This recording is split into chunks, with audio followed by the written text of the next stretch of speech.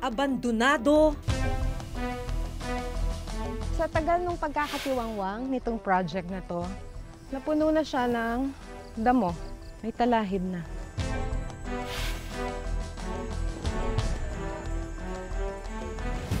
Nakatiwangwang.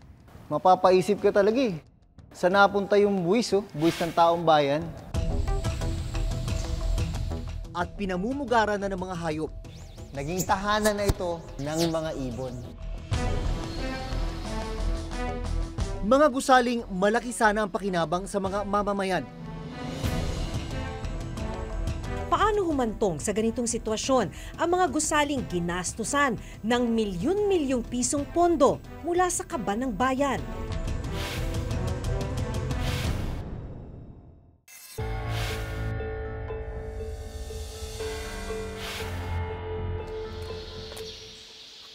Hindi mga ingay mula sa mga pagpupulong o mga okasyon ang nadatnan ko sa loob ng Cagayan de Oro Convention Center. Kundi mga huni ng ibon. Sa tagal na hindi nagagamit itong Cagayan de Oro International Convention Center, eto na nangyari. Naging tahanan na ito ng mga ibon.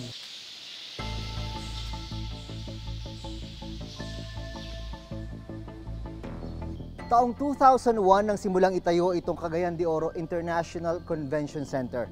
Ang layunin nito ay gawin itong sentro ng lahat ng socio-cultural activities para sa buong Mindanao. Pero hindi pa ito nagagamit, 15 taon ang nakatenga.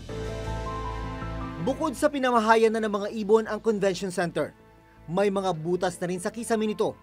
Dahilan para tumulo ang tubig kapag umuulan. Kahit saan ka tumingin sa loob nitong struktura na ito, makikita mo yung mga palatandaan na matagal na talaga siyang napabayaan. Dito pa lang sa mga railing, sa mga sulok-sulok, puno na ng dumi ng mga ibon. Tubig, meron, galing sa taas, siguro pag umuulan, nilulumot na yung mga hagdanan, lalo naman dito, nubuan na ng halaman.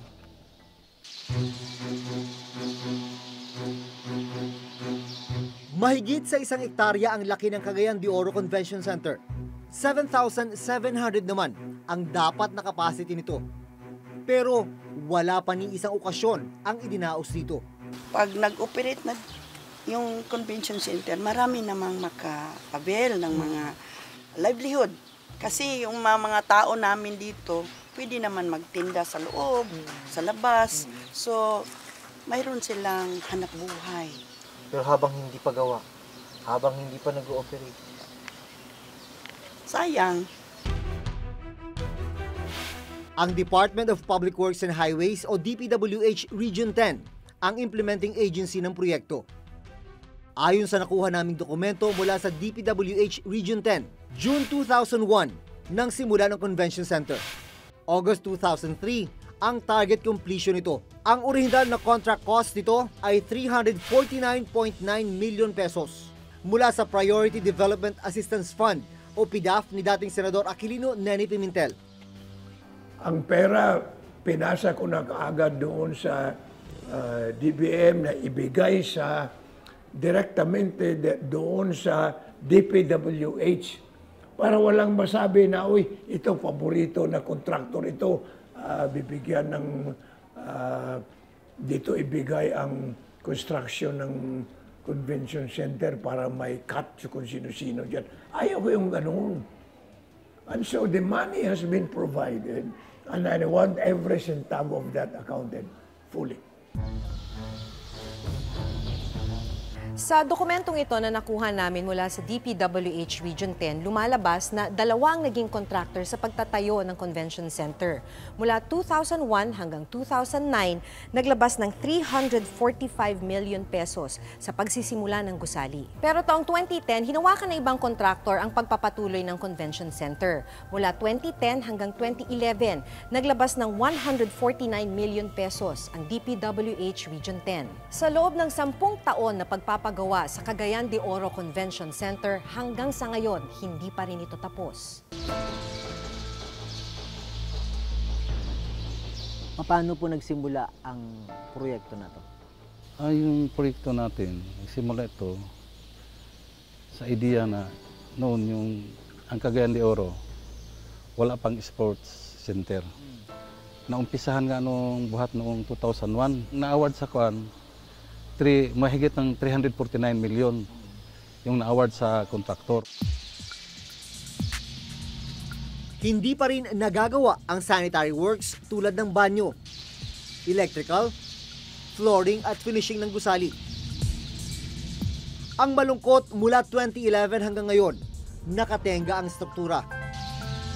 Ayon sa dokumento mula sa DPWH, ilan sa mga dahilan kung bakit hindi natapos at natenga ang struktura ay ang masamang panahon at pagkakaantala ng paglabas ng pondo.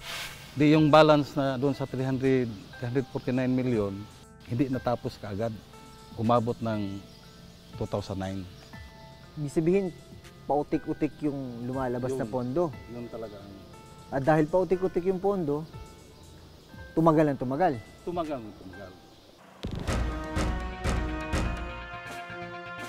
Ayon sa DPWH Region 10, aayusin at itutuloy ngayong taon ang pagtatayo ng convention center. Pero para mangyari ito, kailangan pa raw ng karagdagang 324 million pesos. Dahil mahigit isang dekadang nakatenga ang gusali, lumagpas na ito sa sinasabing warranty period. Yung termites control na ilagay dito noon, ang warranty period ng noon, epektibo siya within 5 years. Oh, paano na yun?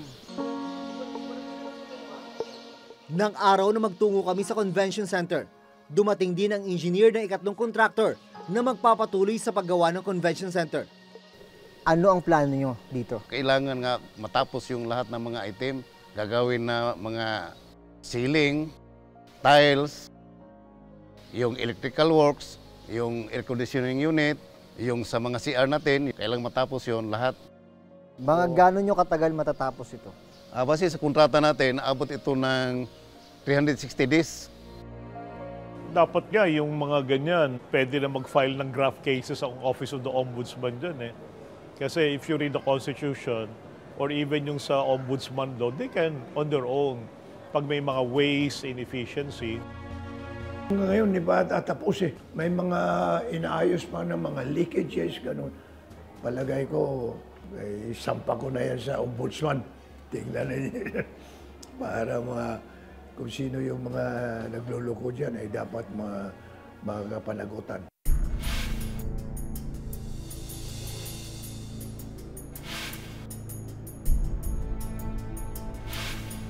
Taong 2007 nang itayo itong Batangas Provincial Livelihood Center. Ginasusan ng 237 million pesos mula sa utang sa isang bangko. 10 taon na lumipas, nakatiwangwang, hindi napapakinabangan.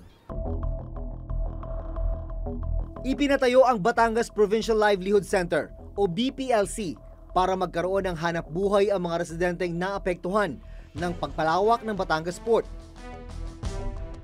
Halos 2 hektarya ang lawak ng BPLC na nakatayo sa tabi mismo ng Batangas Port.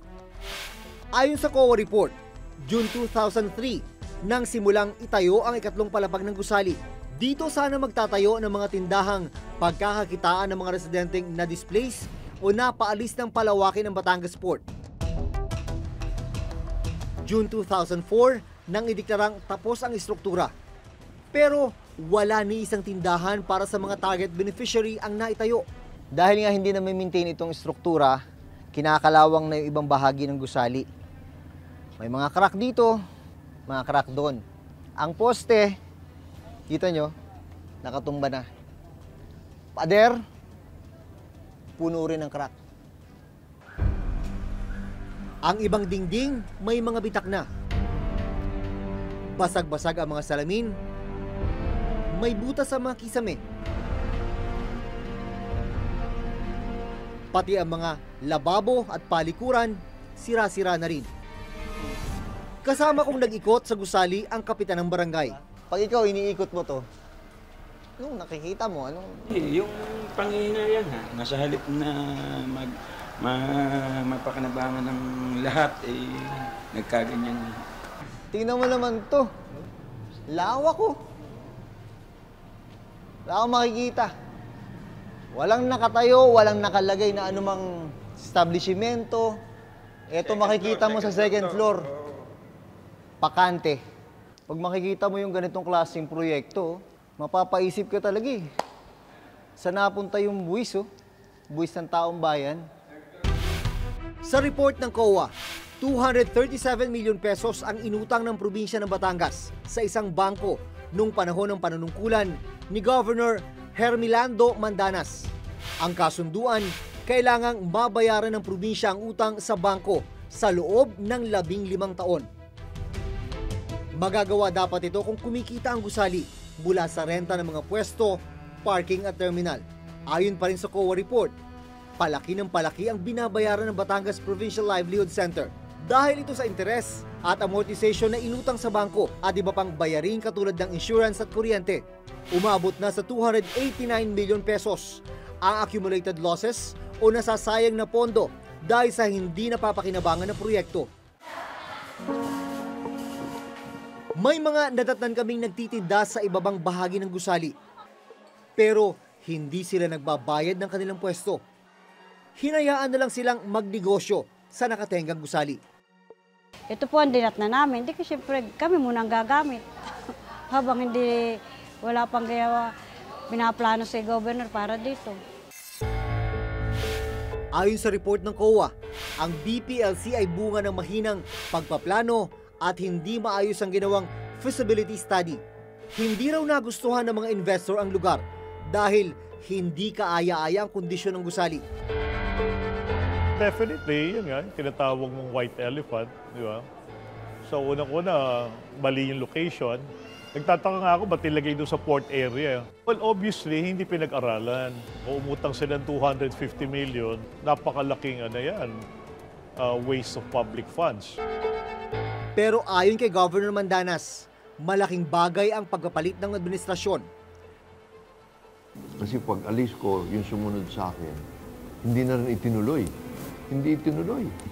So, pagbalik ko dito, ganun pa rin. Well, it was worse, yung building. So, one of the first things we did, first 6 months, nilinis, inayos, and then we tried it. We got the help of somebody from Divisoria and from Baclaran to sample, for yung mga ganon. And we gave employment immediately to the vendors. We gave them space inside. Walang renta. Para lang testing muna. Gaya ng Cagayan de Oro Convention Center, pinaplano rin ngayong isaayos ang Batangas Provincial Livelihood Center ng lokal na pamahalaan. Pero para magawa ito, kailangan na naman ng panibagong budget.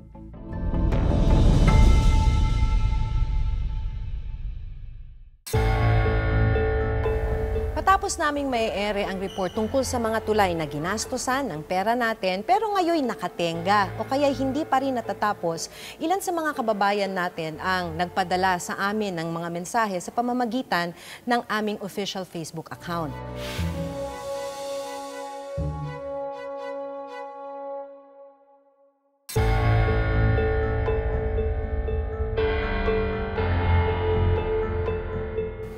Matapos naming may ere ang report tungkol sa mga tulay na ginastosan ng pera natin pero ngayon nakatenga o kaya hindi pa rin natatapos, ilan sa mga kababayan natin ang nagpadala sa amin ng mga mensahe sa pamamagitan ng aming official Facebook account.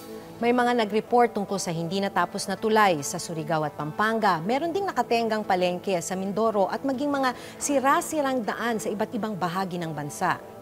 Pagpapakita lang ito na may iba pang proyekto sa ibang lugar sa bansa na may problema o kaya naman questionable ang pagpapatupad. Bukod sa mga unutilized o hindi nagagamit na convention center sa Cagayan de Oro City at livelihood center sa Batangas, nauna na naming natalakay sa Reporter's Notebook ang mga multipurpose building o MPB na pinaglaanan ng milyong pisong pondo pero hindi natapos. Gaya ng ilang multipurpose building na itinayo sa bayan ng Tugaya sa Lanao del Sur. Bawat gusali naglaan ng 500,000 pesos. Pero ang dinatnan namin noon, mga poste lang at hindi tapos na gusali. Paliwanag noon ng DPWH Region 10 na siyang implementing agency ng mga MPB, hindi pa nagagastos lahat ng pondo. Pinipressurize lang sila na tapusin yung project para walang problema doon. Kasi hindi naman natin magawang i-terminate yung contract minsan kasi maliit lang ang hindi natapos. Ang ginagawa namin doon, hindi namin binabayaran. With an accomplishment of 87.43%. Kompleto na yung construction of building. May bubong, may panel, may kwarto. Ayon sa Commission on Audit o COA report sa DPWH para sa taong 2016, sa 4,000 proyekto ng DPWH, 493 ang may negative slippage o delay, 104 ang suspended at 162 ang hindi pa rin nasisimulan. Ang dahilan na nakalagay dito sa COA, inadequate planning at monitoring ng project implementation. It has various reasons. Yung pinakauna na nito is yung right-of-way natin, right-of-way acquisitions. Number 2, kasama dyan yung mga permits related sa pagputol ng puno. Yung number 3 is yung permit related sa local government units. Yung permit galing sa MMDA. Nagbigay kami ng policy recommendations. Sabi namin, hindi ka mag-uumpisa ng isang proyekto na hindi mo naayos yung right-of-way. Kasi ano mangyayari doon, di ba? So, bago mo umpisahan, tapos na dapat para tuloy-tuloy yung trabaho. We're trying to make this as efficient as possible. So marami na tayong reforms na ginagawa para mapabilis yung ating execution ng mga project. Ngayong taon, nakatakdang simula ng gobyerno ang ilan sa big-ticket items ng administrasyon. May plano na kami over the next 5 years. We will spend, ang gagastusin namin ay something like 8 to 9 trillion. No? Kabilang dito ang Metro Manila Subway, ang North Railway Project na kukonekta sa Manila at Clark, Pampanga, ang South Railway Project na biyabiyahe mula Maynila hanggang Los Baños, Laguna, at ang Mindanao Railway Project na kukonekta sa Digos, Tagum at Davao City. Ongoing naman ang pagtatayo ng NLEX SLEX Connector Highway, ginagawa na rin ang LRT Line 4 at ang MRT-7 na kukonekta naman ng Quezon City at San Jose del Monte, Bulacan. Para mabantayan ang status ng iba't ibang proyekto sa ilalim ng DPWH, bumuo raw sila ngayon ng tinatawag na infra-track monitoring. Ang nangyayari niyan, we have an infra-track system. So it's a mobile application na pwedeng gamitin ng mga staff namin for as long as there is internet. Yung app na yon will be able to capture photos and will able to, plot yung exact photo na yon on the geographic coordinates kung saan siya kinuha. It will be uploaded in a map. So makikita namin automatically, ito yung project in this particular location at ito yung itsura niya ngayon. Kung kunwari dati nagkaroon ng modus na yung Mindanao projects, ang naka-upload ay Luzon, ngayon with this system, hindi na siya pwede.